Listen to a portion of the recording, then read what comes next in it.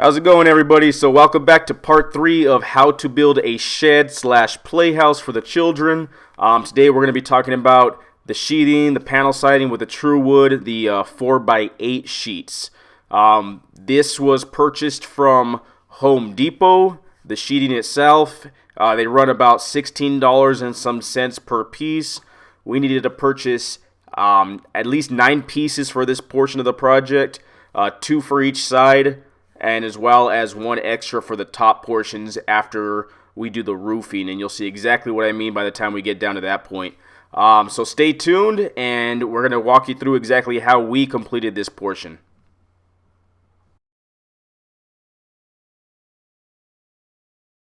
If you don't have a truck, borrow one from a friend or a family member.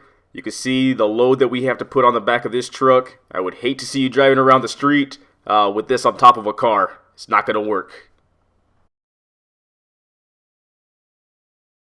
Okay, so unless you have a friend or a family member helping you out, you're going to have to bring this in on your own. This is your full body workout for the day. My dad just showed up. What you want to do at this point is make sure that everything is leveled off. He's using a 4-foot level here, just making sure all the sides are leveled, putting some additional bracing on. He's using the long 2x4s, the 8-footers, and we are going to get this thing prepared and ready to start working. Once you have everything leveled, we're going to go ahead and put our sheathing on, and everything should fit in. We're going to make our adjustments as we go, but this is your primary portion right here, is to get this portion done. That way you know you're not messing around with the sheathing and trying to get things leveled when you can do it at this point. So it takes some time, but in the long run, it helps you out so much more, and it's very important to do this part. So do this, take your time, get it done right, and that way the rest of the job is a lot easier. Alright, so as my dad moves around and levels everything off, I'm going to go ahead and take another job, and I'm going to start marking all the areas where the studs are at against the floor level, just with a pencil. And all I want to do is know that when I do lay these panels on against the side of the studs, I'm going to know exactly where I'll be nailing in from the top to the bottom or the bottom to the top. It doesn't matter which way you go. Make sure you do this for the bottom and the top and all sides. Okay, you can see with just the 4-foot level, you can see the bubble in the middle. Everything's leveled off. This is where you want to be before you start the project. Okay, so you don't need to go to every single stud on your frame, but what you do want to do is go to every single side or angle or any way that the actual framing can lean. That's what you want to make sure is leveled. You don't have to go to every single stud that you have put into the frame. You just want to make sure that all sides or any direction the shed could lean, everything is leveled off.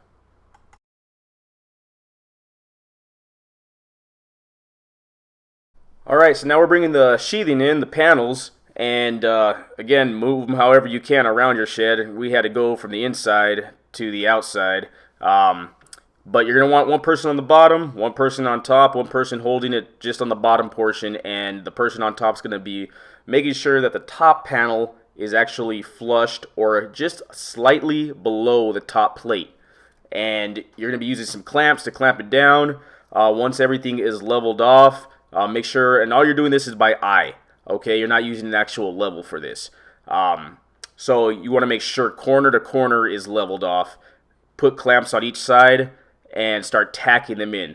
Don't fully put them in at this point. You're only tacking them in to hold them down. Okay, once you have your first sheet in, just make sure that your tongue and groove portions are actually going the same direction. You don't want to put this thing upside down and cause an issue, putting these things in. So make sure you do it right. Pay attention to how you're actually placing this in, and it's going to run smooth for you. And the end result, the corners that are sticking out beyond the actual stud frame, is going to be taken off with just a razor blade. That's all you got to do, is run a razor blade down the side to make it flushed.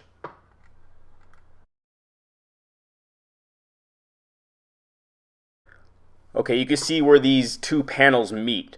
They're supposed to look like they have the same exact grooves. So it's almost going to look like there's no connection whatsoever, that it's just one big piece. All you're doing, again, is you're just tacking these in, And you'll see when you actually get these products, the way they're supposed to just fit and fall right over each other to make it look like every single indention is the same exact thickness. Um, and we're going to show you how to put an actual filler in the inside of the shed in a bit.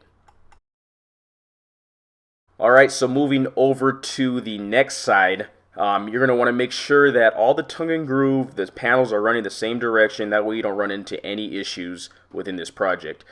You can see on the bottom portion of these panels, it almost looks as if the panels are either exactly flush with the top portion of the base, but what they really are hanging over the plywood portion on the bottom, plus probably about 1/4 of an inch. And that's the way we measured out the entire frame for these panels to lay just that way.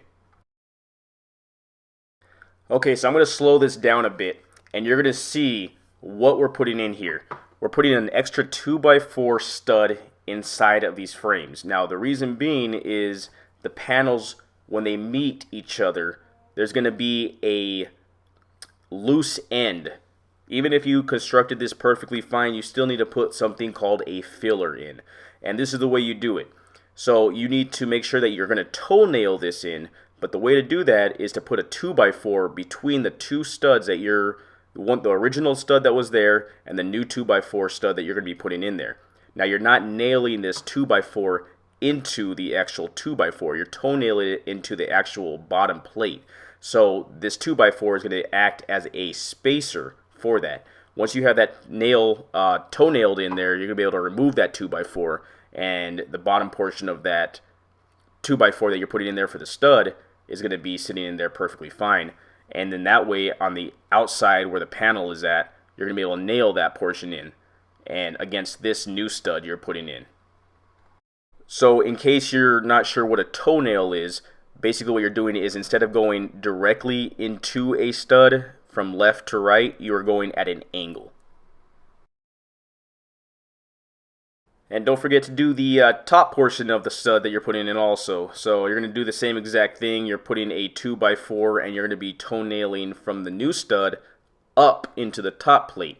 We're going to use a C-clamp here. Basically what my dad's doing is using his old tricks. Once you know how to use your own tools, you can get far in your jobs that you're doing. So all you're doing is putting a C-clamp and tightening it, make sure it's as tight as possible. That 2x4 again is going to be acting as a spacer between the new stud and the original stud you already had in there. And all you're going to do is toenail it up from the bottom side of that new stud up into the top plate. Same exact thing as you did with the bottom plate. Just make sure that clamp is tight, everything's in place, and you can start to nail. This is what your final filler is going to look like. So you can see that it's a little loose, but as soon as the panel gets attached from the outside to that, it's going to be stiff as the remainder of the studs. So again, this is how you do a filler for when you need to make sure that those seams that are on the ending of the panels, when they meet each other, they need to be able to tack into something still, nail into something, and this is your filler for that to happen. Okay, so moving on to the next side, you're going to see that we're putting another filler in here. The only difference with this one is that the panels, when they meet, they're close enough to the stud that you're not going to need to put any spacers in this one. All you're doing is adding an additional stud for the filler. You're going to see that that's going to happen. It's just part of the actual construction itself. There's no mistakes here made. It's just part that you have to do in order for these panels to fit in. For the door portion itself, there's two ways you can do this. You could either lay it on the ground, make your measurements, cut it out, and then place it against the door and hope that everything was measured out the correct way. Or you could place it up this way, and all you're going to use is a saw to cut out the opening of the door. So as you can see, we're using a saw here. Again, this is a very easy portion of the project. All you got to do is cut around the frame itself. So if you make any little chips or nicks or anything like that that just does not look right, you know, it's fine. The trim, everything's going to be covering over it. All you want to make sure that there's nothing actually sticking below the actual frame itself to be in the way of the door. So this is an outside view of what the actual saw looks like cutting from the inside. So again, you're just following the frame. Try to keep that level, almost like a line level for you. We figured out that it's best to use a blade with small teeth for this portion. Alright, so now that we have the door cut out, now we need to make the measurements for the opposite portion of the door as well as the window. We already have the window in place, so we need to make sure that we do this on the ground level because obviously there's no way of us actually doing that with the window in place.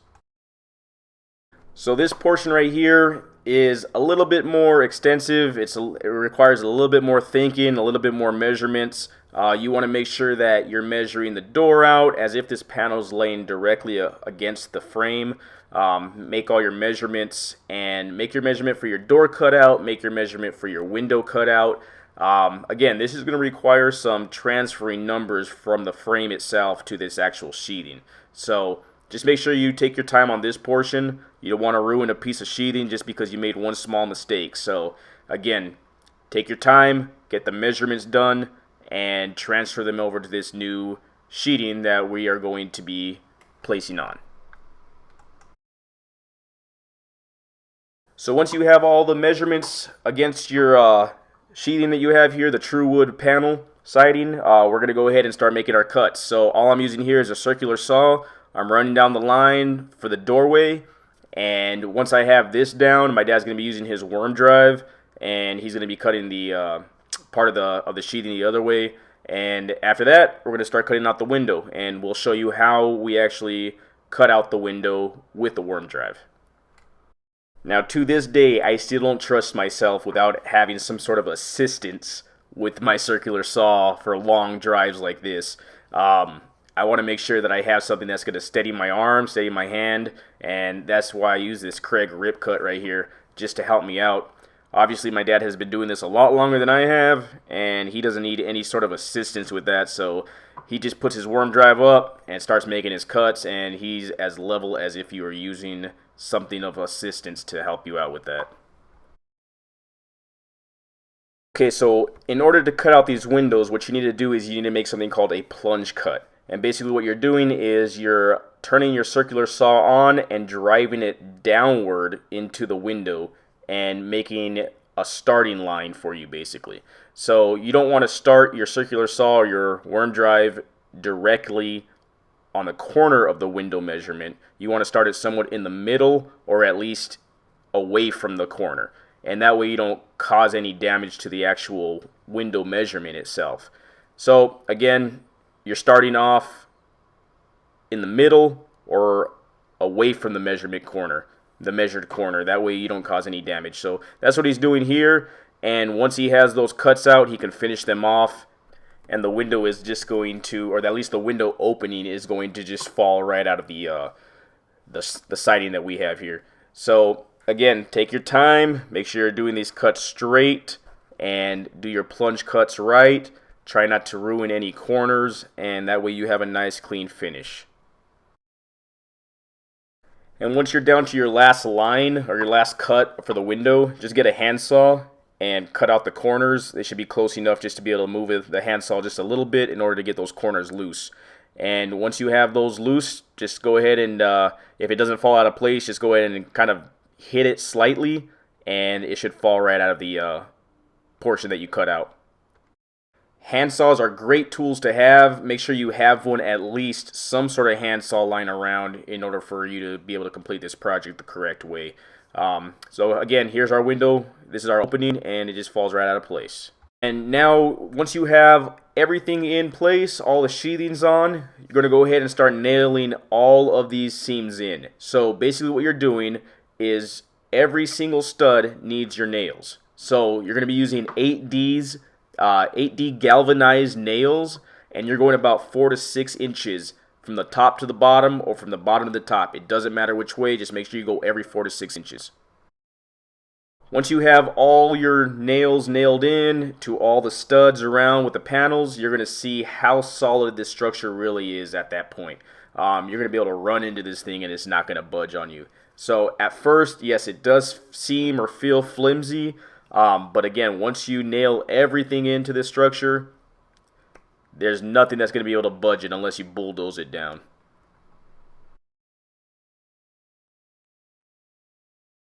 Here's our final product for the sheathing. Our panels, they're up.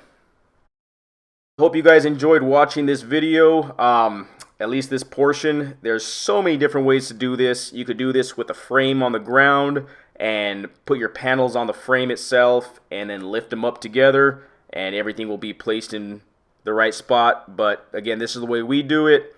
This is the way we're comfortable with. I hope that you at least got some sort of insight on doing some sort of panel work if you've never done this before. This is the way that we do it, and we really hope that it helps you out in the long run. So thanks for watching. Stay tuned. There's much more to come.